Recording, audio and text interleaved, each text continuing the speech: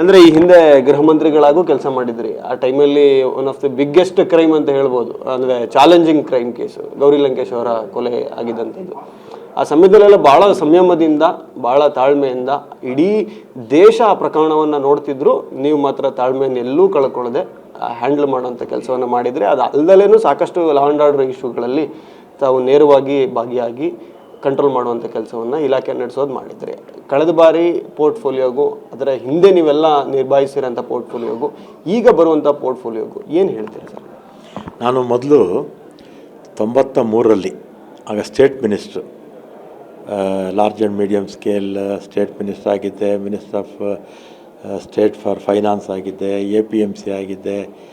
ಆಮೇಲೆ ಧರ್ಮಸಿಂಗ್ ಅವ್ರ ಜೊತೆ ಎಜುಕೇಷನ್ ಮಿನಿಸ್ಟರ್ ಆಗಿದ್ದೆ, SM ಕೃಷ್ಣ ಅವ್ರ ಜೊತೆ ಫುಡ್ ಮಿನಿಸ್ಟ್ರು, ಬ್ಯಾಂಗ್ಳೂರ್ ಡೆವಲಪ್ಮೆಂಟು ಕೊಟ್ಟಿದ್ರಾಗ. ಆಮೇಲೆ ಹೋದ್ಸಲಿ ಟ್ರಾನ್ಸ್ಪೋರ್ಟು, ಆಮೇಲೆ ಗೃಹ ಇಲಾಖೆಗೆ ಹೋಗಿದ್ದೆ. ಈ ಸಲ ಸಾರಿಗೆಯಿಂದ, ಮುಜರಾಯಿಯಿಂದ ಮತ್ತು ಈಗ ಯಾವ್ದು ಕೊಡ್ತಾರೋ ಗೊತ್ತಿಲ್ಲ. ಆದರೆ ಗೃಹ ಇಲಾಖೆ ಭಾಳ ಶಾರ್ಟ್ ಪೀರಿಯಡ್ ಆದರೂ ಕೂಡ ಆಗ ಗೌರಿ ಲಂಕೇಶರ ಹತ್ಯೆ ಆಯಿತು ಕೇವಲ 2-3 ದಿವಸದಲ್ಲೇ. ಅದಾದಮೇಲೆ ಮಂಗಳೂರೆಲ್ಲ ಶಾಂತವಾಗಿತ್ತು. ಆದರೂ ಕೂಡ BJPಯವರು ರಾಜಕೀಯ ಕಾರಣಗಳಿಗೆ ನಮ್ಮ ರಾಜ್ಯದ 4 ಕಡೆಯಿಂದ, ಮೈಸೂರು, ಹುಬ್ಬಳ್ಳಿ, ಬೇರೆ ಬೇರೆ ಕಡೆಯಿಂದ ಎಲ್ಲ ಮೆರವಣಿಗೆ ಹೋಗಬೇಕು ಮಂಗಳೂರಿಗೆ ಅಂತ ಹೊರಟಿದ್ದರು. ಮಂಗಳೂರು ಶಾಂತವಾಗಿರೋವಾಗ ನೀವೇನು ಮಂಗಳೂರಿಗೆ ಹೋಗೋದು ಅಂತೇಳಿ ಅದಕ್ಕೆ ಕಡಿವಾಣ ಹಾಕಿದ್ವಿ. ಅದೇ ರೀತಿ ಮಂಗಳೂರಲ್ಲಿ ವಿಪರೀತ ಮರಣಗಳಾಗ್ತಾಯಿತ್ತು. ಆಗ ಯಾವ ಕಾರಣಕ್ಕೆ ಮರಣಗಳಾಗ್ತಾಯಿದೆ ಅನ್ನೋದನ್ನು ಮೂಲ ಹುಡುಕಿದಾಗ ಯಾರು ಮರಣಗಳು ಮಾಡಿಸ್ತಾ ಇದ್ದಾರಲ್ಲ ಹಿಂದೆ ಇದ್ದುಕೊಂಡು, ಎರಡೂ ಕಡೆ ಯಾರೇನು ಹರಿಶ್ಚಂದ್ರನಲ್ಲ,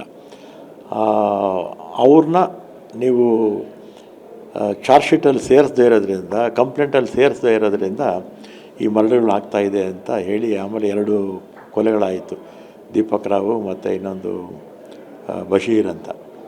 ಆಗ ಯಾರ್ಯಾರು ಕಾನ್ಸ್ಪಿರೇಷನಲ್ಲಿದ್ದರೋ ಅವ್ರನ್ನೂ ಕೂಡ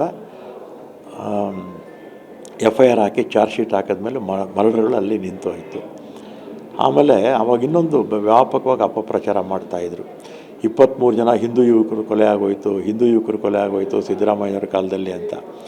ಆಮೇಲೆ ನಾನು ಎಲ್ಲರದ್ದು ಜಾತಕ ತಗೊಂಡಾಗ ಅದರಲ್ಲಿ 10ರಿಂದ 12 ಮಾತ್ರ ರಾಜಕೀಯ ಕಾರಣಗಳಿಂದ ಅವರು ಕೊಲೆ ಆಗಿತ್ತು.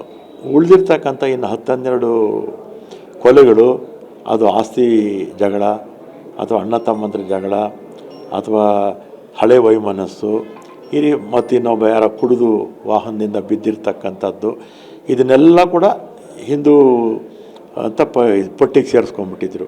ಆ್ಯಕ್ಚುಯಲ್ಲಾಗಿ ಪೊಲಿಟಿಕಲ್ಲಾಗಿ ರೈವಲ್ರಿ ಇತ್ತಲ್ಲ, ಅಲ್ಲಿ 10ರಿಂದ 12 ಜನ ಮಾತ್ರ ಹಿಂದೂ ಯುವಕರು ಸತ್ತಿದ್ರು. ಆಮೇಲೆ ಅದೇ ಆಪೋಸಿಟ್ ಇದ್ದಾರಲ್ಲ ಇವರು, ಇದೇ ಯಾರೋ ಈಗ ಹಿಂದೂ ಯುವಕರು ಸಾಯಿಸ್ಬಿಟ್ರು ಅಂತಾರಲ್ಲ, ಇದೇ ಇವರು ಒಂದು 3-4 ಟೀಮ್ ಇದೆಯಲ್ಲ, ಇವರು ಅಷ್ಟೇ ಸಂಖ್ಯೆಯಲ್ಲಿ ಮುಸ್ಲಿಮ್ಸ್ನೂ ಕೂಡ ಕೊಂದಿದ್ರು.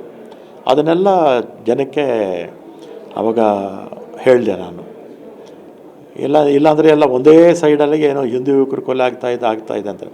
ಅಷ್ಟೇ ಸಂಖ್ಯೆಯಲ್ಲಿ ಇವ್ರನ್ನೂ ಕೂಡ ಕೊಲೆ ಮಾಡಿದರು. ಅದು ಚೆನ್ನಾಗಿತ್ತು, ಒಂದು ಚಾಲೆಂಜಿಂಗು. ಒಂದು ಇದ್ದಿದ್ದು 8-9 ತಿಂಗಳಾದರೂ ಕೂಡ ಆ ಇಲಾಖೆ ಭಾಳ ಚೆನ್ನಾಗಿತ್ತಾಗ. ಈ ಸಲದ ಪೋರ್ಟ್ಫೋಲಿಯೋ ಎಕ್ಸ್ಪೆಕ್ಟೇಷನ್ ಏನಿದೆ ಸರ್ ತಮಗೆ? ಈಗ ಎಕ್ಸ್ಪೆಕ್ಟೇಷನ್ನು ನನ್ನ ಸೀನಿಯಾರಿಟಿ 8ನೇ ಸಲ ಗೆದ್ದಿರೋದು, ನಾನು ಶಿವಕುಮಾರ್ ಇಬ್ಬರು 8 ಸಲ ಗೆದ್ದಿರೋದು. ಆಮೇಲೆ ಸಿದ್ದರಾಮಯ್ಯವರು ನಾವು 3 8 ಸಲ ಗೆದ್ದಿರ್ತಕ್ಕಂಥವ್ರು. ದೇಶಪಾಂಡೆ ಅವರು 9ನೇ ಸಲ ಗೆದ್ದಿದ್ದಾರೆ. ನನ್ನ ಸೀನಿಯಾರಿಟಿಗೆ ತಗ್ನಾಗಿರ್ತಕ್ಕಂಥದ್ದು ಯಾವುದನ್ನು ಕೊಡಿ ಅಂತ ಹೇಳಿದ್ದೀನಿ. ಇಂಥ ಇಲಾಖೆ ಅಂತ ನಾನೇನು ಕೇಳೋಕ್ಕೋಗಲ್ಲ, ನನ್ನ ಸೀನಿಯಾರಿಟಿಗೆ ತಕ್ಕನಾಗಿ ಯಾವುದಾದ್ರು ಕೊಡಲಿ. ಜೊತೆಗೆ ಸರ್, ನಿಮ್ಮ ಹಳೆ ಕ್ಯಾಬಿನೆಟಲ್ಲಿದ್ದಂಥ ಸಹಪಾಠಿಗಳೇ ಮತ್ತೆ ಆ ಟೀಮೇ ರೀಬಿಲ್ಡ್ ಆಗುತ್ತಾ ಅಥವಾ ಚೇಂಜಸ್ಗಳು? ಆಮೇಲೆ ಎಲ್ಲರೂ ಹೊಸಬರನ್ನೇ ತಗೊಳಕ್ಕಾಗಲ್ಲ, ಎಲ್ಲ ಹಳಬರನ್ನೂ ಬಿಡೋಕ್ಕೂ ಆಗಲ್ಲ. ಹಳಬರು ಇರಬೇಕು, ಹೊಸಬರಿಗೂ ಅವಕಾಶ ಕೊಡಬೇಕು. Sir thank you, all the best. ಒಳ್ಳೆಯದಾಗಲಿ, ಬೆಂಗಳೂರಿಗೆ ಒಳ್ಳೆ ಕೆಲಸ ಮಾಡಿ, ರಾಜ್ಯಕ್ಕೆ ಒಳ್ಳೆ ಕೆಲಸ ಮಾಡಿ ಸರ್. ಇದಿಷ್ಟು ರಾಮಲಿಂಗಾರೆಡ್ಡಿ ಅವರು ಹೇಳೋ ಮಾತು. ಕ್ಯಾಮ್ರಾ ಪರ್ಸನ್ ರಾಜು ಜೊತೆ ಪ್ರಜ್ವಲ್, TV9 ಬೆಂಗಳೂರು.